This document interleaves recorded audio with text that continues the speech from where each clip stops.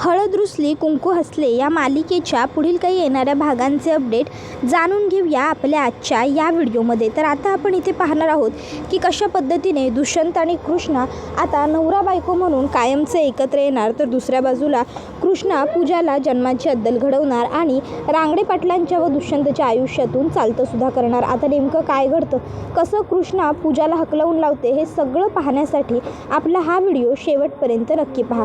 तर मित्रांनो, आता आपण इथे पाहतोय की सध्या कृष्णा ही दुष्यंतला खूपच जास्त वाईट वागणूक देते आहे आणि ही गोष्ट भक्तीने नोटीस केली आहे। भक्ती विचार करते की मी घरी असल्यामुळे दाजींना सुद्धा घरात येता येत नाही आहे आणि कृष्णाबरोबर व्यवस्थित बोलता येत नाही आहे किंवा त्यांना कृष्णाबरोबर वेळसुद्धा घालवता येत नाही आहे। जर मी घरामध्ये नसेन तर नक्कीच दाजींना कृष्णाबरोबर वेळ मिळेल आणि जेव्हा त्यांच्या नात्याला त्यांना वेळ मिळेल तेव्हा नक्कीच त्यांच्यामध्ये काही ना काहीतरी बोलणं चालणं व्यवस्थित होईल आणि ते दोघं मिळून योग्य तो पर्याय त्यांच्या नात्याबद्दलचा काढू शकतील। मग त्यासाठी मी घरात थांबणं योग्य नाहीच आहे। मग आता भक्ती कृष्णाला सांगते, कृष्णा अगं आपले ते सखा तात्या आहेत ना, त्यांच्या बायकोकडं आज झोपायला मला जावं लागणार आहे। त्यावर कृष्णा म्हणते कशासाठी? त्यावर मग भक्ती सांगते, अगं आपले सखा तात्या आहेत ना, ते जरा कामासाठी शहराकडे गेलेत। मग ते शहराकडे गेलेत आणि घरात काकू एकट्याच आहेत, म्हणून मग त्यांनी मला बोलवलंय झोपाय, तर मी जातो त्यांच्याकडं। तू झोपशील नवं एकली आपल्या घरात? तसं पण तुला म्हणा कुठं भीतीभानी आहे, आणि जर काय वाटलंस तर दुष्यंत सरकार आहेतच की, त्यांना हाक मारून घे, मी येतो। एवढं बोलून भक्ती तिकडनं निघून जाते। आता भक्ती तिकडनं निघून गेल्यावर दुष्यंतला कृष्णाबरोबर बोलण्यासाठी जायला संधीच मिळालेली असते। मग दुष्यंत दबक्या पावलांनी घरात येतो आणि घरात येऊन तो आता कृष्णाला म्हणत असतो, यार कृष्णा, इट्स नॉट फेअर। नाही, मला मान्य आहे मी चुकलो, माझ्याकडून चूक झाली, मी तुला माझ्या भूतकाळाबद्दल सगळं काही आधीच सांगायला हवं होतं, पण म्हणून तू त्याची मला प्लीज आता एवढी मोठी शिक्षा नको ना देऊस। त्यावर कृष्णा म्हणत असते, हे बघा दुष्यंत सरकार, म्या तुम्हासनी काय बी शिक्षा वगैरे देत नाही आहे। आता बोलता बोलता दुष्यंत घरात येतो आणि आता तो घरातनं कृष्णाच्या जवळ बघत असतो। त्यावेळी आता कृष्णाच्या बटा तिच्या गालावरती अलगद पडलेले असतात। दुष्यंतला त्या बटा खूपच अट्रॅक्ट करतात आणि दुष्यंत कृष्णाकडे खेचला येतो आणि अलगद कृष्णाच्या गालावरच्या त्या बटा तो बाजूला करतो। दुष्यंतने गालावरच्या बटा बाजूला गेल्यावर कृष्णासुद्धा जर अशी बावरते, लाजू लागते। त्यावेळी दुष्यंत कृष्णाचा लाजत असलेला चेहरा बघतो आणि आणखीनच जास्त खुश होतो। दुष्यंत म्हणत असतो, कृष्णा, आज जसा तुझा चेहरा दिसतोय ना, तसा ह्याआधी मला तुझा चेहरा कधीच दिसला नव्हता। आज खरंच तू खूप गोड आणि माझी आहेस असं वाटतंय। आणि मग आता दुष्यंत हा कृष्णाला विचारतो, कृष्णा घरात कोणी नाही आहे ना? भक्ती, आई, त्याबरोबर कृष्णा म्हणते, नाही, आज फक्त आपण दोघेच आहोत। आता आज फक्त आपण दोघेच आहोत असं जेव्हा कृष्णा दुष्यंतला सांगते तेव्हा हे वाक्य ऐकून तर दुष्यंत खूप खुश होतो आणि मग दुष्यंत मग वाट कसली बघायची, करूया सुरू असं म्हणत कृष्णाला स्वतःच्या जवळ ओढतो। आता ज्यावेळी दुष्यंत कृष्णाच्या जवळ येतो त्यावेळी कृष्णाचा सुद्धा स्वतःवरती ताबा उरत नाही आणि मग कृष्णा ही सुद्धा दुष्यंतच्या जवळ जाते। कृष्णा दुष्यंतच्या सोबत असते, दुष्यंत कृष्णाच्या सोबत असतो। दोघंजण अगदी छान एकत्र राहतात। अगदी नवरा बायकोच्या नात्याला नवरा बायको असा शब्द ज्या गोष्टीमुळे पडलाय त्या सर्व गोष्टी आता दुष्यंत आणि कृष्णामध्ये आज होतात। दुष्यंत कृष्णाला म्हणतो, कृष्णा खरं बघायला गेलं ना तर आज खऱ्या अर्थाने आपण दोघं नवरा बायको झालो, नाहीतर हे मंगळसूत्र तर काय फक्त मी तुझ्या गळ्यात नावापुरतंच घातलं होतं। पण कृष्णा एक खरं बोलू का, आज मी तुला जे सांगेन ना ते सगळं खरं असणार आहे। कृष्णा, माझं फक्त तुझ्यावर प्रेम आहे, फक्त तुझ्यावर। तुझ्या व्यतिरिक्त मी कुठल्याही मुलीचा विचार करू शकत नाही। नाही, मला मान्य आहे मी माझा पास्ट तुझ्यापासून लपवला, मला ती मुलगी आवडायची, म्हणजे तुझी बहीण पूजा आवडायची, हे मी तुला सांगितलं नाही। पण कृष्णा, मी पूजाला कधीच विसरलो आहे। तुला माहिती आहे काही गोष्टी अशा असतात ज्या वेळेवर सोडून दिलेल्या कधीही सोप्या असतात आणि म्हणूनच मी पूजाचा नादही तसाच सोडून दिला आणि नंतर मी गावाला आलो। गावाला आल्यानंतर मग आपलं दोघांचं लग्न कुठल्या परिस्थितीत झालं हे सगळं तर तुला माहितीच आहे आणि या सर्व परिस्थितीत लग्न झाल्यानंतर मग मात्र सर्व काही व्यवस्थित मॅनेज करणं हे मला जमत नव्हतं। त्यामुळे म्हणजे मी तुला सगळं सांगायचं राहूनच गेलं, त्यासाठी सॉरी। पण त्यावर कृष्णा म्हणते, बाद झालं आता, किती वेळा सारी सारी सारी सारीचं म्हणणार आहात, जेवढं झालं तेवढं पुरे झालं। दुष्यंत म्हणतो, पण कृष्णा मी एक सांगतो, तो डॉक्टर खोटं बोलत होता ज्याने पूजाला वेडं ठरवलं होतं. त्यावर दुष्यंतला लगेच कृष्णा रागवते आणि म्हणत असते, अहो दुष्यंत सरकार, हे समजा तुम्ही काय बोलायलाय? तुम्हाला तरी कळायलं काय? अहो पूजा माझी बहीण आहे, सख्या बहिणीपेक्षा जादा विश्वास आहे माझा तिच्यावर, आणि पूजा असं खोटं ढोंग करणार नाही हे मला ठाव आहे. दुष्यंत म्हणतो, ठीक आहे, जर तुझा पूजावर एवढा विश्वास आहे ना तर चालेल. मग पूजाला ज्या हॉस्पिटलमध्ये मी ॲडमिट केलं होतं, आपण त्या हॉस्पिटलमध्ये उद्या जाऊया आणि तिथे ज्या डॉक्टरांनी पूजाला वेडं घोषित केलेलं त्या डॉक्टरांना भेटूया. कदाचित आता ते डॉक्टरच आपली या सगळ्यातनं सुटका करू शकतात, ते आपल्याला व्यवस्थित गाईड करतील. पण कृष्णा, माझी एक अट आहे. कृष्णा विचारते, काय? त्यावर दुष्यंत म्हणतो, एकदा का त्या डॉक्टरांनी तुझ्या शंकेचं निरसन केलं तर मग मात्र तू पुन्हा माझ्याबरोबर कधीही राहायला नाही म्हणणार नाही.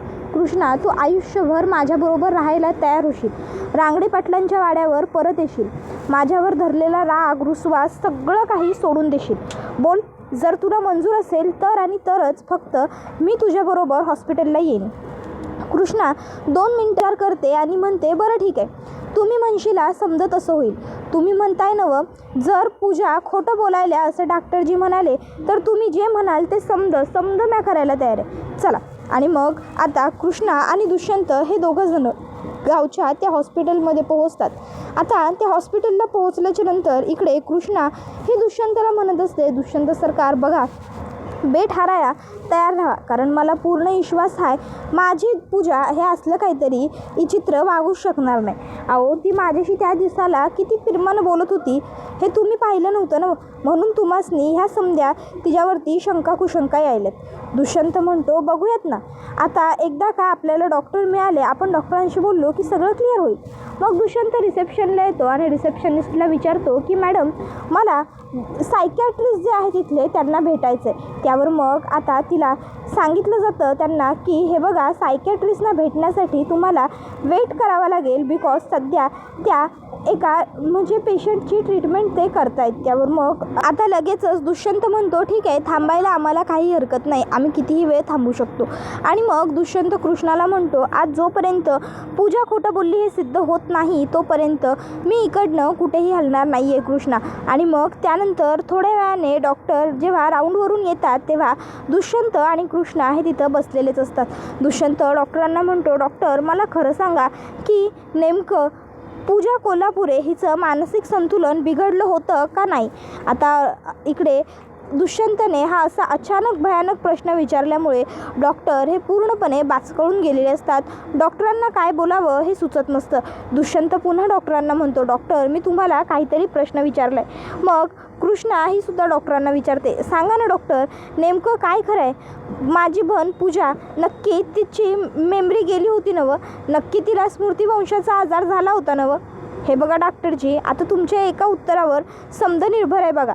फक्त ते उत्तर तुमच्या तोंडून हवं आहे आणि खरं उत्तर हवं आहे. उगाच्या उगा खोटं बोलण्याचा प्रयत्न करू नका.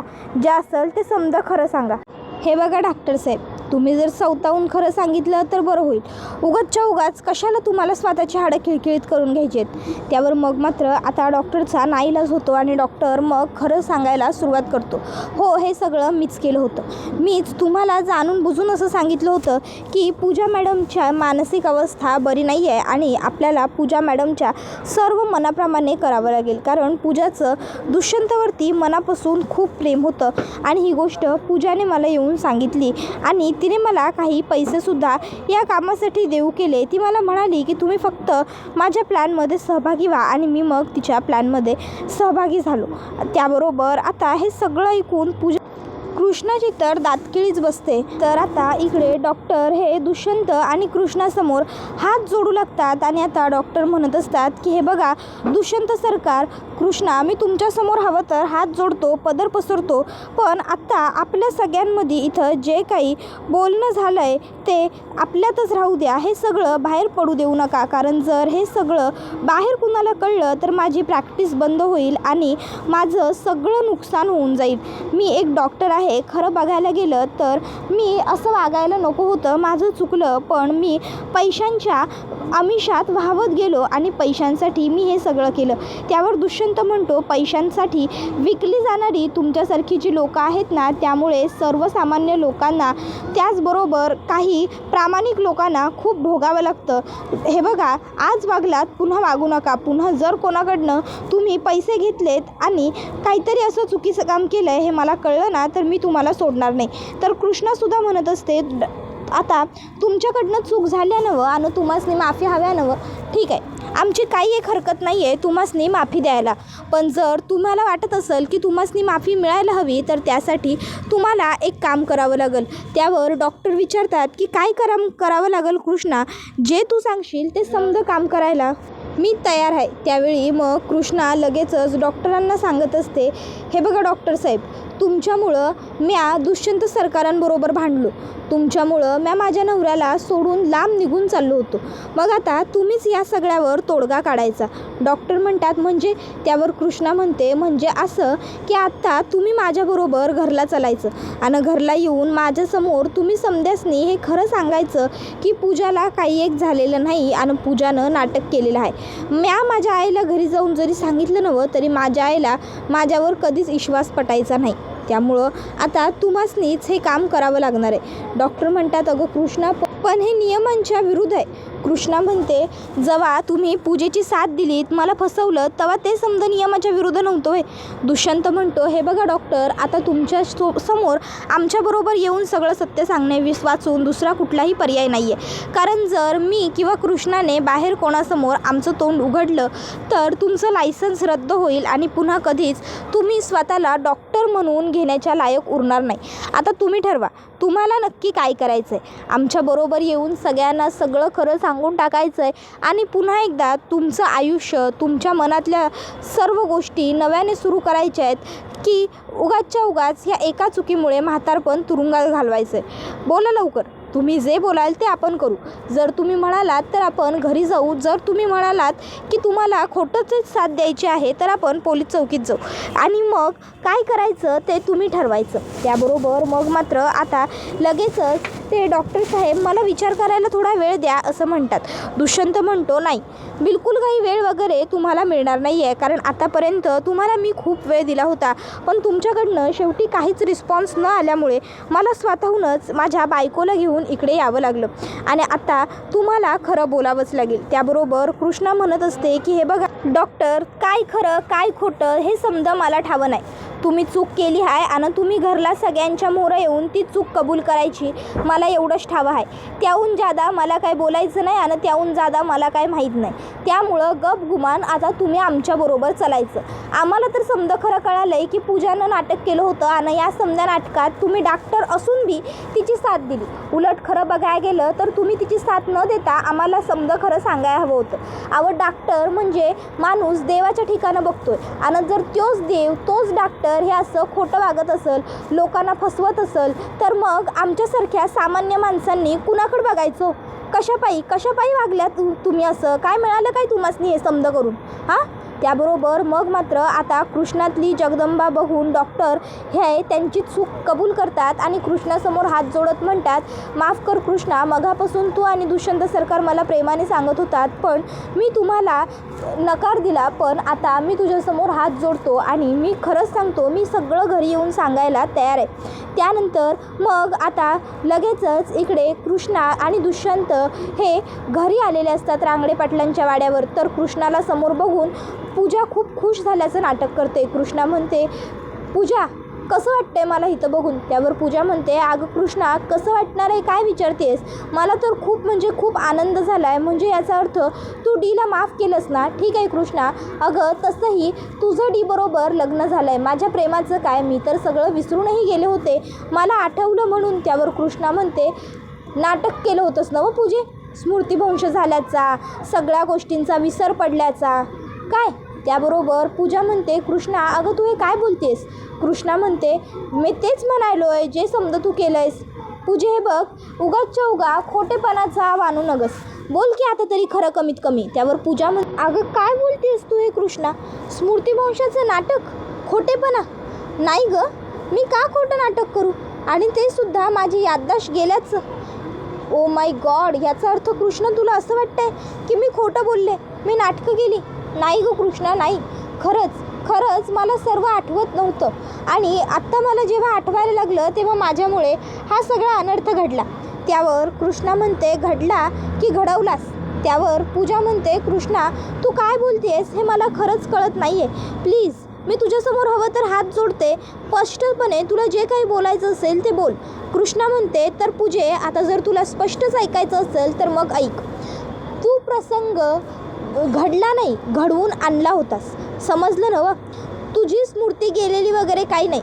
स्मृतिभ्रंशाचं तू फक्त नाटक केलं होतंस दुष्यंत सरकारांच्या आणि माझ्या आयुष्यात मध्ये येण्यासाठी, दुष्यंत सरकारांनी तुला पुन्यांदा स्वीकारण्यासाठी. बरोबर बोलायलोय ना म्या? पूजे, तुझ्या इतकी खालच्या पातळीची पोरगी ना मी आज पावतर बघितलेली नाही आहे. नाही, खरं तर जर आज तू माझी बहीण नसतीस का नाही तर म्या तुझा जीव घेतला असता. पर एवढं बोलून कृष्णा पूजाच्या एक खणखणवून मुस्काटात लगावून देते. त्यावेळी पूजा म्हणते, कृष्णा तुझी हिंमत कशी झाली माझ्यावर हात उगारण्याची, आणि तू कशाच्या बेसिसवर बोलतेस की मी खोटं बोलले किंवा मी काहीतरी चुकीचं केलं आहे? त्याबरोबर मग कृष्णा आणि दुष्यंत त्या डॉक्टरला पुढे बोलवतात, आणि आता डॉक्टर सांगतात की हो, मी सगळं खोटं सांगितलं होतं तुम्हाला, आणि हे सगळं मला पूजा मॅडमनीच करायला लावलं होतं, आणि त्यांनी त्यासाठी मला बक्कड पैसेसुद्धा दिले होते, आणि पैशांच्या आहारी येऊनच मी हे सगळं काही केलं होतं. आता मग कृष्णा ही म्हणते, बोल की पूजे, बोल, अजून बी आहे का तुझ्याकडं या समजाचं उत्तर? नाही नवं पूजे, तुझ्या इतकी खालच्या पातळीला जाऊन वागणारी पोर आहे का नाही मी आज पावतर माझ्या उभ्या आयुष्यात पाहिली नव्हती, आणि यापुढं बी कधी पाहणार नाही असंच मला वाटायलं. बरं, एक गोष्ट आता कायमस्वरूपी ध्यानात ठेवायची, पुन्यांदा माझ्या आणि माझ्या नवऱ्याच्या आयुष्यामध्ये लुडबुड करण्याचा जर प्रयत्न केलाच नवं तर याद राख, गाठ माझ्याशी आहे, ह्या कृष्णा दुष्यंत रांगडे पाटीलशी, समजलं ना? तर दुसरीकडे आता बाळजाबाई मात्र प्रचंड घाबरलेल्या असतात. बाळजाबाईंना वाटत असतं, बाप रे, आता जर ह्या पूजानं चुकून पाकून जरी माझं नाव घेतलं तर माझा खेळ खल्लास, दुष्यंतच्या समोर माझा खरा चेहरा येईल. देवा बाप्पा, आता सगळं काही तुझ्या हातात आहे बघ.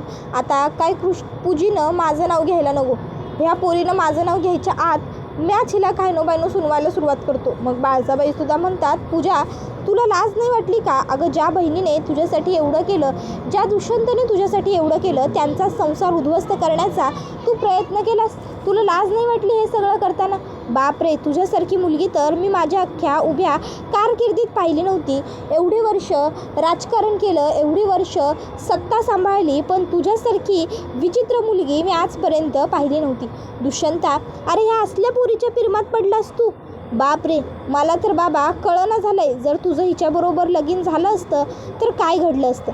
आता इकडे आढळराव मनातल्या मनात म्हणत असतात की नाही, मी मान्य करतो की ह्या समध्यात त्या पूजीचा हात असेल, त्या पूजीनं हे समज केला असेल वगैरे वगैरे, समज मला मंजूर आहे, पण म्हणून या समध्यात बाळजाचा हात बिलकुल नाही असं मला काही बिलकुल वाटत नाही. मला खात्री आहे 100 नाही 110% या समध्यात कुठं नाही कुठं बाळजाचा 2 नाहीत पण 1% का होईना पण हात असणार म्हणजे असणारच. बाळजा ह्या सगळ्यापासून अलिप्त नव्हती, तेव्हाच तर ती नेहमी एवढी टेन्शन फ्री राहत होती. नेमकं काय आहे हे बघायलाच पाहिजे. त्याबरोबर हा व्हिडिओ इथेच संपतो. पण मित्रांनो, तुम्हाला आपण जे जे पाहिलं, म्हणजे कशा पद्धतीने दुष्यंत आणि कृष्णा एकत्र आले, त्यानंतर कशा पद्धतीने दुष्यंतने कृष्णाला सांगितलं की पूजा नाटक करते, मग ते कसं हॉस्पिटलमध्ये गेले, कशा पद्धतीने धाडसाने त्या दोघांनी मिळून डॉक्टरांकडनं खरं काढून घेतलं, आणि त्यानंतर मग घरी येऊनसुद्धा सगळ्यांच्या समोर पूजाचा खोटेपणा आणला, हे सगळंच तुम्हाला कसं वाटतंय हे आम्हाला कमेंटमध्ये नक्कीच सांगा.